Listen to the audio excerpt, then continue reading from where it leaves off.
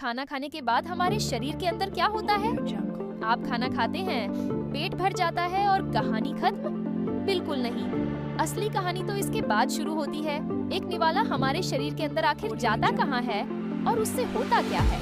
चलिए पूरा सफर देखते हैं। सबसे पहले खाना हमारे डाइजेस्टिव सिस्टम के रास्ते नीचे जाता है।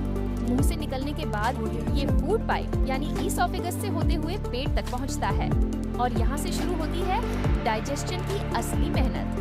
पेट में पहुंचते ही खाना स्टमच के अंदर जाता है, जहाँ एसिड और डाइजेस्टिव जूसेस उसे तोड़ना शुरू करते हैं।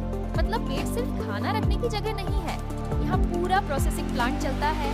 स्टमक की मसल्स खाने को डाइजेस्टिव जूस के साथ मिक्स करती रहती हैं। धीरे धीरे खाना छोटे और आसान हिस्सों में टूटने लगता है ताकि शरीर उससे जरूरी न्यूट्रिएंट्स निकाल सके। इसके बाद ये पार्शियली डाइजेस्टेड फूड पहुंचता है छोटी आंत यानी स्मॉल इंटेस्टाइन में और यहीं पर डाइजेशन और अब्जॉर्प्शन का सबसे इम्पोर्टेंट काम होता है।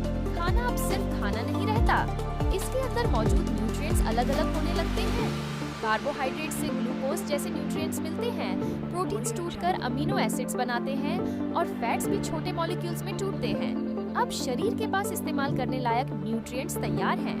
छोटी आंत की अंदरूनी सरफेस न्यूट्रिएंट्स को एब्जॉर्ब करने के लिए खास तरीके से बनी होती है। यहाँ से यूजफुल न्यूट्रिएंट्स धीरे धीरे शरीर के अंदर एब्जॉर्ब होने लगते हैं और अब इन न्यूट्रिएंट्स की डिलीवरी शुरू होती है। ये ब्लड में पहुँचते हैं और ब्लड इन्हें शरीर के अलग अलग हिस्सों तक ले जाता है। यानी जो खाना आपने अभी खाया था उसका हिस्सा अब आपकी बॉडी की सेल्स तक पहुँच रहा है। कुछ न्यूट्रिएंट्स एनर्जी बनाने में काम आते हैं, कुछ शरीर की ग्रोथ और रिपेयर में, और जरूरत से ज्यादा एनर्जी को शरीर फ्यूचर के लिए स्टोर भी कर सकता है। लेकिन हमारे खाने का हर हिस्सा शरीर अब्सॉर्ब नहीं कर पाता। जो चीजें काम की नहीं होती वो डाइजेस्टिव सिस्टम से आगे बढ़ती हुई बड़ी आंत यानी लार्ज इंटेस्टाइन तक पहुंचती है। लार्ज इंटेस्टाइन में पहुंचने के बाद शरीर बचे हुए मटेरियल से पानी और कुछ इलेक्ट्रोलाइट्स अब्सॉर्ब करता है। इसके बाद वेस्ट धीरे धीरे सॉलिड होता जाता है और शरीर उसे बाहर निकालने के लिए तैयार करता है। तो सोचिए, आप आराम से बैठकर खाना खा रहे होते हैं और उसी समय आपके शरीर के अंदर एक पूरी फैक्ट्री काम कर रही होती है। खाना टूट रहा है, न्यूट्रिएंट्स अलग हो रहे हैं और ब्लड उन्हें पूरी बॉडी में पहुंचा रहा है।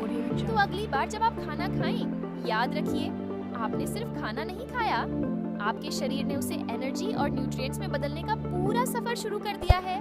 यही है हमारे शरीर का कमाल।